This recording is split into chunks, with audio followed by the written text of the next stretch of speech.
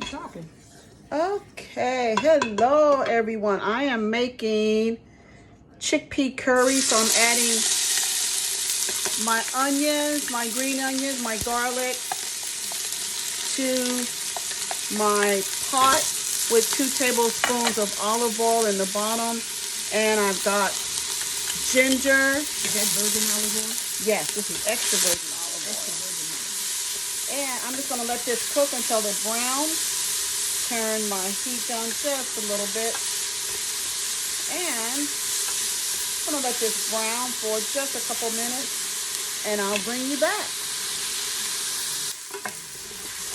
Okay, we are back. And as you can see, my onions, my garlic, my green onion, and my ginger cooking up really, really nicely. I'm going to give it just a couple more minutes, and we're going to add our next ingredients. I used 1 whole onion, 4 cloves of garlic, 2 large barbecue green onions, and about 2 inches of ginger as our base for my chickpea curry. And this is, you know, lots of smoke going on, as you can see, a lot of steam rather, as you can see. So this is browning up so nicely. Give it just another minute or 2. Now, what we're going to be adding next while we're waiting for this to brown up a little bit more, we're going to be adding 2 teaspoons, a teaspoon of curry, cumin, turmeric, coriander, black pepper, and some red pepper flakes. That's going to be my next addition before adding the chickpeas and the coconut milk. And I will, like a few of the other recipes that I've done, or videos that I've done, I'll post the recipe as well.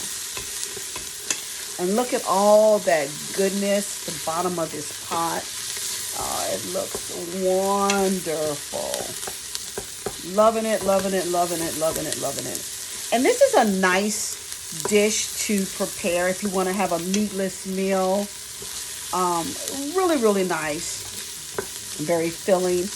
I'm going to prepare some garlic naan with this. I didn't make the naan homemade. I did buy it at the grocery store. So I'm going to make some of that to go with. It's going to be really, really, really, really nice. Okay, we are about ready to add in our spices. And like I mentioned, I've got some curry, some cumin, some turmeric, some coriander, black pepper, and red pepper flakes. And we're going to, oh, this smells so rich and exotic. We're just going to let this cook down a little bit for another minute or 2.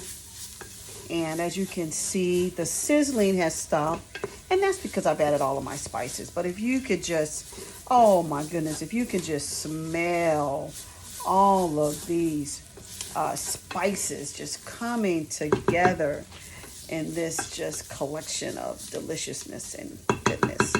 So we're just going to let this stir for, just sit for about a minute. So I let it cook. And some of the spices are sticking to the bottom of the pan, but that's okay. Once I add the coconut milk and the tomato paste, the chickpeas, everything will just come together beautifully. So I'll bring you back. Okay, we are back. And now, the star of the show, the chickpeas going in.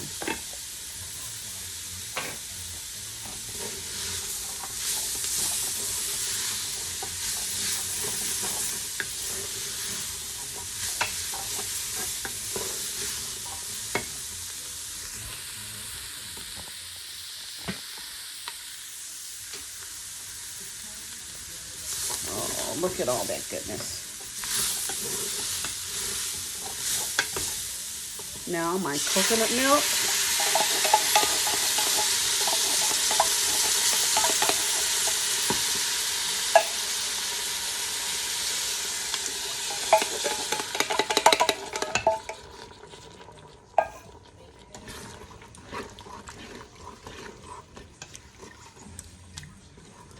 And you know what? I could have used a smaller pot, but I didn't.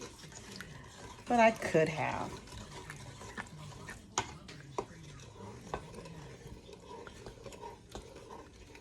Alrighty, so the last little bit will be our tomato paste.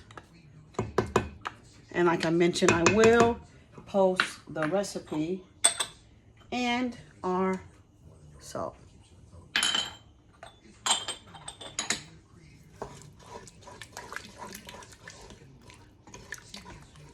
And look at all that goodness.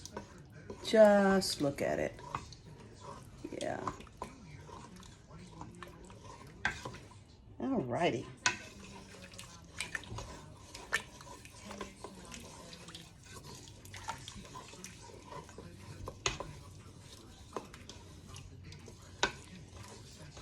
All right.